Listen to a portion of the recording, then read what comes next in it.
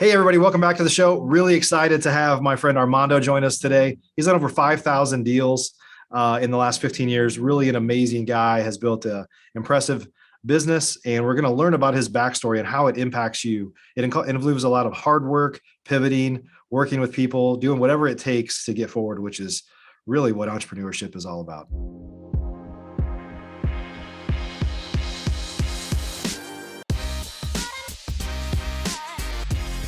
Professional real estate investors know that it's not really about the real estate. In fact, real estate is just a vehicle to freedom. A group of over 100 of the nation's leading real estate investors from across the country meet several times a year at the Investor Fuel Real Estate Mastermind to share ideas on how to strengthen each other's businesses, but also to come together as friends and build more fulfilling lives for all of those around us. On today's show, we're going to continue our conversation of fueling our businesses and fueling our lives. I'm glad you're here.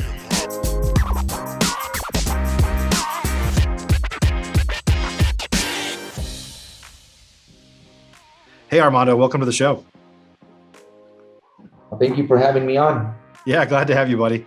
Man, you're just a really amazing guy with a great story, and I know you've built an impressive business. And I know there have been times where, you're in California, so the market was hit. Your kind of business was hit unusually hard with COVID because you do a lot of trustee sales and stuff in the back, and so a lot of things have changed. Your cheese has been moved, as they say.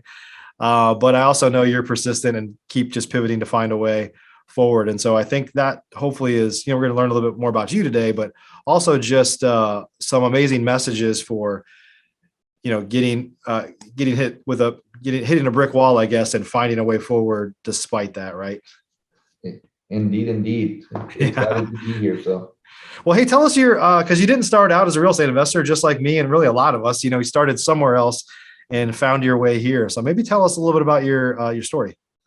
I'll go back a little bit, but I've been working since the age of 8. I've been working out in the fields. That's where I got started working.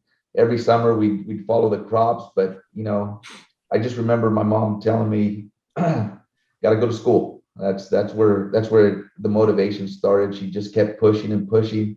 She'd always say, just unless you want to do this for the rest of your life, you better go to school. And that was the door opener for me. That was always in the back of my mind. I was very fortunate to graduate from high school, and where I grew up, not many relatives, not many friends really finished up. They would leave and go work. Yeah. So again, that was different for me, and again, I attribute that for just working very hard since a young age and being pushed by my parents. So yeah, that's great. Were you the first person in your family to go to college? Actually, I was the second. A cousin of mine ended up going prior to. And Okay. I was the first in my family to go because I grew up in a very much working class family and had that strong work ethic that I know that you're talking about too. I wasn't working from age 8, but I think my whole family, I remember my mom having two or three jobs, whatever she needed to do to kind of get by. And my whole family is that way. And they still are today. And I see that work ethic has always kind of driven me, although I wanted something different, but I didn't know necessarily what it was, but I wanted something different. So, yeah, I just continue to work hard to this day. That keeps me going. And I was probably never the most talented sports player or student or whatever you want to call it. But, that's one of the things that I do is I just outwork people even to this day. Yeah. So you went to college and then you've kind of followed a more traditional career path, right? Well, we were raised on a salary of $13,000 a year for a family of 7. So I got an opportunity to get a job at Hewlett Packard in Colorado Springs, making $48,000 a year. I thought I had made it.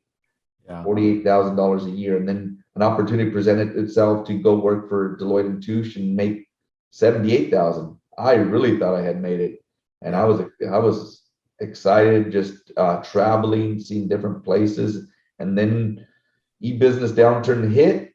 I was laid off, and that really changed things up in my world. So yeah. So you got, then what happened? How did you make your way into real estate? It probably had been in the back of your mind. You had some interest in it previously, I bet. It just ended up moving back to the Central Valley here in California, Fresno area. I had no idea what I was going to do. I was looking for employment. I wanted to get back. I tried a few different jobs where they were paying me 30 something thousand dollars a year by moving back to the valley, and I knew there was something better out there. And there was a tragedy. A friend of mine, but his name was Armando as well. He passed away, and parents separated when something tragic like that takes place. They went through a separation, and I followed their house. I was just looking at their house. The weeds were growing. Noticed that it had gone into foreclosure at the time, which I had no idea what that was. But I ended up going to the auction with no money. It went back to the bank at $58,000, and I was emotionally connected to that property. We ended up buying at 78,000 as an REO. So that was the beginning of the journey. We were Okay. raising money. Awesome. And then you've gone on to do over 5,000 deals. So a lot of that was, what percentage of that would you say is trustee sale type stuff? That was maybe about 80% of it. 80% of it was trustee sales. We landed an investor who just believed in us, gave us an open checkbook, and that's how we got started. And I say there've been three partners for a while, and now we're two. So Okay.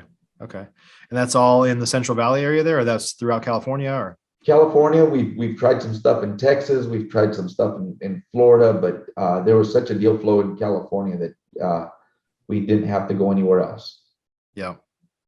So your cheese has kind of gotten moved again here since COVID hit, with the trustee sale stuff drying up a bit. And I know it's going to probably come back around, but just talk about your life lessons in terms of effectively your cheese moving. Like, you're doing something away. You said you got laid off from a job that was before you even started in real estate investing. But because I think one of the skills that's feels like it's not as missing more today with folks is the persistence of something changing, and people just can't adapt and they just shut down.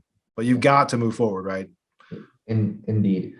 One of the things I tell everyone is, don't get comfortable. That's where we were. We were comfortable. We thought trustee sales would last forever. Obviously, we had only been through one cycle before, but our business, we probably lost about 90% of our business at auctions, and it's really changed. So we had to adapt. Yeah. When people were talking about wholesaling and buying off market deals, we weren't doing it. We were just hopeful that we'd buy 3 to 5 properties a week. Sometimes we buy 3 to 5 properties a day. The deal flow was there, and we had to really change things up. We had to adapt to, we're buying from wholesalers. We're looking at on the MLS. We're networking, things that we weren't doing before, because I was comfortable. The team was comfortable. So we're doing marketing now, and that's a completely new world for us. But we're doing deals with other partners across the nation. You just have to adapt and be willing to adapt. Yeah. For those, because a lot of things have changed for people. That it's interesting when I look back in my market here, there are some people that have been in the business for a long time, kind of the old dogs, if you will. And not many of them a lot of them have just kind of disappeared over the past year or two. I just think the market has shifted. Even before COVID, it was just, there's more technology involved. There's more, maybe some of it is where we are in the market cycle. There's a lot of competition, a lot more competition now.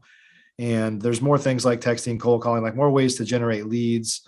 There's probably this merger of more realtors becoming investors, because it's getting harder and harder to make money as a real estate agent on average. So they're moving into the investor space. And so there's a lot of stuff going on, but then you start to get around groups like Investor Fuel that you're obviously a member of. And there's people that are just crushing it. And it's almost like, despite the fact that the cheese is moved, they're thriving, but others are not. Right. And so what do you think separates those two people? What's the mindset difference there? I just think you always have to be improving yourself. If you work on yourself, and I always say mind, body, soul. For example, I just these past 2 years since COVID started have been the best years of my life. Just focusing on my health, focusing on renewing the mind, just so many different things going on, spending more time with the family, and it's you just have to constantly be working on yourself. Yeah. I remember one of the sayings: if you want to be a partner, you got to walk, talk, and act like a partner. Well, and at Deloitte and Touche, that's been one of the biggest things. If I want to be able to compete with the big boys out there, you got to be renewing yourself. You got to be willing to change Right. when they move your cheese, because the cheese will get moved. Yeah. So, Yeah. so Let's talk about so your business was kind of founded on the foundation of partnerships. And I know you do a lot of deal partnerships now. You partner with people, even in other parts of the country sometimes. So talk about, and I think there's more of that happening, today than there was in years past. Like I think people are open to being more virtual investors in deals and virtually investing in markets and things like that, obviously. So talk about the power of, kind of partnering with other people. you know what? I will say this: I've had a tremendous amount of success with just partners.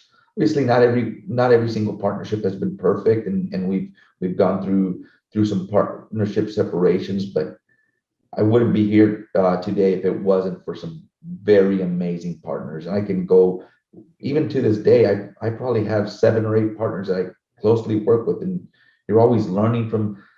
You partner up with people that bring in a different skill set, and then Right. you get to see what they're doing, and you improve yourself.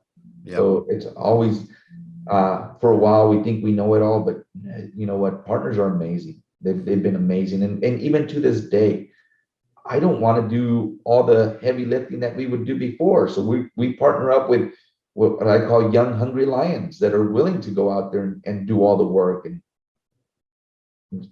Yep. Yeah, I think it's interesting. Some of it's a business. I think some of it is a business maturity thing too, or maybe a personal maturity thing. It's like when I was younger, I just thought I could do it all, or why would I split that? I can do it myself or whatever. But there's only so much time in a day, right? And I think what happens is people that have that mindset, um, they feel like they can do it all, and in their mind they are doing it all, but they have 100% of a much smaller number than maybe 50% or a percentage of something that could be much larger. Like you said, if you're working with people that have a different skill set than you, because the type that hustles, like somebody that's sales oriented or is a hard worker, has a very different skill set than somebody that is more of a implementer, the integrator type in this business. And there's a lot of administrative stuff in this business that has to happen to keep the wheels on the bus. And for me, that's not my strength. For me, it's always been that's my wife's strength. So she's my partner. But I think, you and I know a lot of people that are partners, and the best ones are made for people that have different skill sets. They're not like identical, right? indeed, but give you an example. We currently own some multifamily units out in Little Rock, Arkansas. I've never been there. Have some great partners overseeing that. I was a money partner there. We've gotten into some farming activities here locally, where we're again just amazing partners that understand that business. We have some commercial, smaller commercial units that we're working on. And again, if those doors wouldn't open if it wasn't for partnership. So Yeah. Well, when you seek those things out, sometimes they find you, right? But when you find these partnerships, what would you say to people, just kind of on this vein, that they should look for when they're looking for a partner?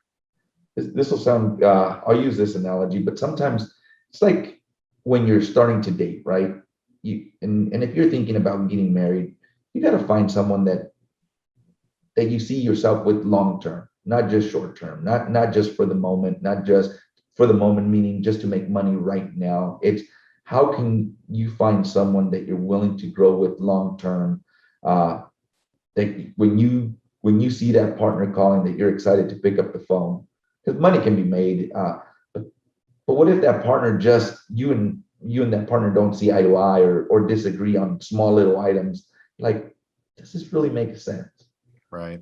So that's how I look at the partnerships. And again, I've had some great partnerships that we've made some great money, but don't see it being a long-term working relationship. It's just for a specific deal.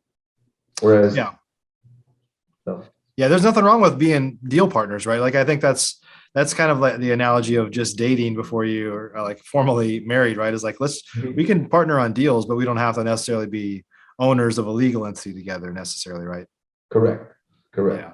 That So, makes it a lot harder. Like yeah, it's a little more permanent. It's not permanent, but it feels more permanent than just being partners on deals for a while, which there's nothing wrong with, right? indeed, indeed. Yeah. So, Yeah. Well, what advice I'm positioning us as like the old guys, but I know, but you and I are both like super young and energetic and young at heart and all that. So, but in terms you have a lot of wisdom for sure. That's what I'm harping on here. So, in terms of kind of sharing some wisdom for those that are, most people that watch the show are professional investors and not new investors, but sometimes their business is shifting or maybe they're struggling a little bit right now to kind of find their footing in this new world we find ourselves, or because the market's changed. What you've been through several changes. What kind of advice would you give people that are either getting started or they've been successful, but they're effectively their cheese has moved and they're kind of repositioning themselves, how to kind of find what your new path is? I'm just going to go down a couple of items. Number one is life got so much easier and better when we found employees that you bring on employees to your business that can take off things that you don't want to work on. That just changed my world. We went to a next level by bringing on employees that free you up to do the things that you really enjoy. Bring in talented people that want to grow with you. Find a way to keep them motivated, keep them driven, because they're leading the path for you. Because nowadays, I want to enjoy. I just started coaching soccer. I want to enjoy my kids. I want to be able to be somewhere else on a vacation and things still be getting done. Deals still have to be made, whether I'm coaching or on a vacation. There's still opportunities, and we have an amazing team. So again, improve yourself to be able to lead a team, and leading people is one of the most challenging things that you'll probably find, but it can be one of the most rewarding things that you'll find. Yeah. It's learning to deal with people along the way, because every personality is so different. So find what makes people tick, and find out what ticks people off, and learn to work with that. So Awesome. Well, Armando, so where do you see, you're in California, so where do you see, how do you see the market changing here going forward? You guys are, usually we say when California, you kind of see things coming from the West Coast to the East Coast typically. So what are some things you're seeing? Like, where do you see the market shifting? You've been doing this for a while and you're in a market that tends to see kind of trends starting first. So what are some changes you see coming up? I do see some slowdowns. People were paying over appraised value. You'd have 10 to 15 offers. It's not as hot as it was before. Things are slowing down a bit. Things are changing. And again, what type of change will take place, I have no idea, or else I'd be an economist. But I really do see things changing, things slowing down. I'm very cautious as to the asset size that we're buying here in California.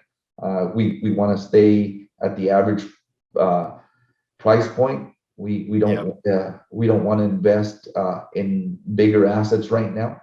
Yep. I speak from a single family perspective. I Right. just your standard house, your average house that people can truly afford, and because things will change. How drastic will it change? I'm not sure, but I really wish it changed quite a bit, to be honest, because that's when there's more opportunities for us in the real estate world. That's right. So, Yeah, that is true. I think that a lot of people, if you haven't been through a market cycle or two, you don't really understand that this turbulence actually creates a lot of opportunity if you're watching. A lot of people just kind of get scared, or they don't want to change, or they're afraid of change. But I hate to kind of use an analogy of like a day trader, but day traders aren't really investors. They're really just watching the market shift, and what they want is up and down movement, right? And so I think if you're watching, that creates a lot of opportunity for guys like us. yeah, I'm a little I'll say wiser. I was going to say older, but more conservative nowadays. I also say if I'm driving somewhere and I'd rather go 70, 75 and the speed limit 70. So I'm more cautious nowadays. I don't have to go 90. I don't have to push it up to 100. That's just not the approach that I take nowadays. I'm a bit more conservative in the properties that we buy and the price points that we pay. I'm not banking on a large amount of appreciation. So that's where I'm at right at this point in my life. Yeah. Well, I appreciate that wisdom. And I think other folks will too. There's a lot of people that haven't been through a down cycle yet. And I'm not afraid of it. I'm not worried about it. It creates a lot of opportunity for sure. But I think the best advice I could give to is kind of the younger crowd it's been in this for 5, 6, 7 years or less, is to listen to some of the older guys in the room, because they've had a few more arrows in their back, right? I always go back to the same thing. If we're driving to LA, which is 3 hours away, I go down the same lane. I'm going 70, 75. There's some younger folks that are going 80, 85. Just likelihood of an accident. Yeah. So I get it. So in the name of wisdom, you've been in the Investor Fuel Mastermind now for coming up on a year now. I remember when you first joined late last year. And there's a lot of power in our group with just the wisdom of 100 plus people that have been doing this for different have had a lot of different, I guess, lessons that they can share with one another. But would you mind just kind of sharing your experience of being a part of Investor Fuel for the past almost a year? I've been a part of a bunch of different groups, but Investor Fuel has just been amazing. Just the quality of people, the people willingness to help, your leadership. It's just been one of the best groups. There's no fluff in between. Everyone's willing to help. That's been the biggest thing for me. And I've been around the block a few times. I'm not a big hype kind of guy, but you get the meat and potatoes, and that's what we've gotten here. And there's so many people across the country that are willing to help in any way that they can. So really, really grateful for Investor Fuel. Awesome, man. Well, glad you're a part of it. And that mindset is, you do the same thing. I know there's plenty of people that have asked you for advice and guidance and things before, and that's kind of how it works. It's just this flywheel of people helping each other, getting value and giving value, right? Yeah, indeed. Again, sometimes we just don't know what we don't know. And I love being a part of Investor Fuel. So thank you. Awesome. Well, glad you're a part of it. And looking forward to seeing you next week. The time I'm recording this, our next meeting happens to be next week. So, well, Armando, if folks wanted to connect with you in any way, what would be a good way for them to maybe try to find you? You know what? I always give out my phone number. I love having conversations with people and kind of seeing where they're at. So I'll give my phone number is 559-805-6511. 559-805-6511. And my email address is Armando, ARMANDO, at capital reg, capital spelled CAPITOLREG.com. Armando at capitalreg.com. So awesome. Well, thanks for sharing your story with us today, and excited to I appreciate having your friendship and appreciate all the wisdom that you share with us. Thank you very much. Awesome, everybody. Awesome, Armando. Hey, everybody. Hey, thanks. Hopefully you got some value from today. Armando is, it's interesting because up front we said we could talk about 1,000 different things today. What do you want to talk about? And it was just more of his story and his life and pivoting and finding his way forward. And I think that is one thing that I kind of pride myself on as an entrepreneur. And if you reach a certain level of success, I think you pride yourself on the fact that if I lost it all tomorrow, I know I could get my way back in a very much shorter period of time, because you have that confidence to get back. And so therefore you have confidence to make changes when you need to. And this is one of those markets where you need to be ready for change, and you probably have already been making some changes. So changing the market is not a bad thing. It's a new opportunity for you. So hope you got some great value. If you guys have not checked out Investor Fuel yet, I'd love for you to go to investorfuel.com and learn more, see if it might be a fit for you. We could jump on a call and talk about it a little bit. So until then, see you on the next episode. Have a great day. Are you an active real estate investor? If so, and you want to latch on to the power of surrounding yourself with over 100 of the nation's leading real estate investors, all committed to building stronger businesses and living richer, fuller lives, you should jump on a call with us to learn more about Investor Fuel. Simply visit investorfuel.com to get started.